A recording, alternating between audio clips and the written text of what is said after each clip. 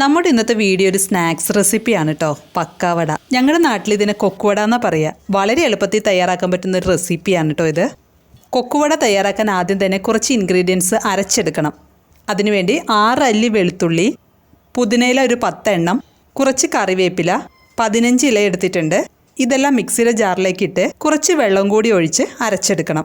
അരച്ചെടുത്തതിന് ശേഷം ഇതൊരു അരിപ്പയിലേക്ക് ഒഴിച്ച് അരിച്ചെടുക്കണം.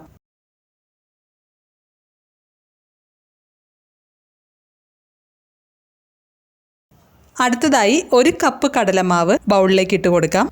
കൂടെ 1 കപ്പ് നല്ല നൈസായിട്ടുള്ള വറുത്ത അരിപ്പൊടി, 1/4 ടീസ്പൂൺ പെരിഞ്ജീരകത്തിൻ്റെ പൊടി, 2 നുള്ള് മഞ്ഞൾപ്പൊടി, 1 ടീസ്പൂൺ എരിവുള്ള മുളക് പൊടി, 1/2 ടീസ്പൂൺ കാശ്മീരി മുളക് പൊടി, 1/4 ടീസ്പൂണിന് താഴെ കായത്തിൻ്റെ പൊടി, ആവശ്യത്തിന് ഉപ്പ്.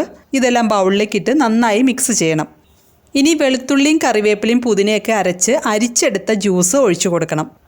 അത് നന്നായി ഒന്ന് മിക്സ് ചെയ്തതിന് ശേഷം കുറേശ്ശെ വെള്ളം ഒഴിച്ച് കുഴച്ചെടുക്കണം. വെള്ളം കൂടിപ്പോകാതിരിക്കാൻ ശ്രദ്ധിക്കണം. എനിക്കിവിടെ 1/2 കപ്പ് വെള്ളവും കൂടെ 1 ടേബിൾ സ്പൂൺ വെള്ളം കൂടി വേണ്ടി വന്നു ഇത് കുഴച്ചെടുക്കാൻ. ഓരോരുത്തരും ഉപയോഗിക്കുന്ന പൊടിക്കനുസരിച്ച് വെള്ളത്തിൻ്റെ അളവിൽ മാറ്റം ഉണ്ടാവും.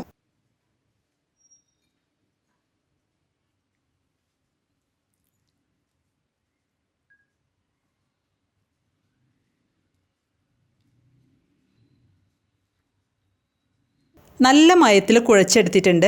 ഇനി നമുക്ക് കൊക്കുവട തയ്യാറാക്കാം.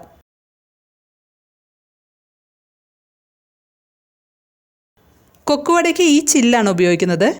ഇത് സേവാനാഴിലിട്ട് കുഴച്ചെടുത്ത മാവിൽ നിന്നും കുറച്ച് സേവാനാഴിലേക്കിട്ട് ചൂടായി കിടക്കുന്ന ഓയിലിലേക്ക് ചുറ്റിച്ചു കൊടുക്കാം.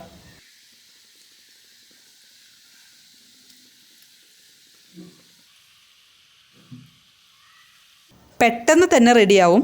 ഒരുപാട് കളർ ചേഞ്ച് ആവാൻ നിൽക്കരുത്. കരിഞ്ഞ ടേസ്റ്റ് വരും. സ്റ്റൗവിൻ്റെ ഫ്ലെയിം മീഡിയത്തിൽ വെച്ചാൽ മതി. ഇതിലേക്ക് 1 തണ്ട് കറിവേപ്പില കൂടി ചേർത്ത് വറുത്തെടുക്കാം. നല്ലൊരു മണം കിട്ടും.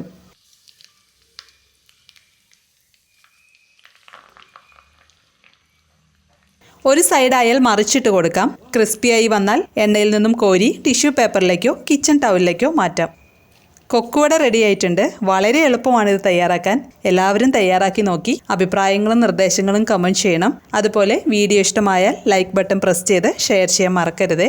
അപ്പോൾ പുതിയൊരു വീഡിയോയുമായിട്ട് നമുക്ക് വീണ്ടും കാണാം. താങ്ക്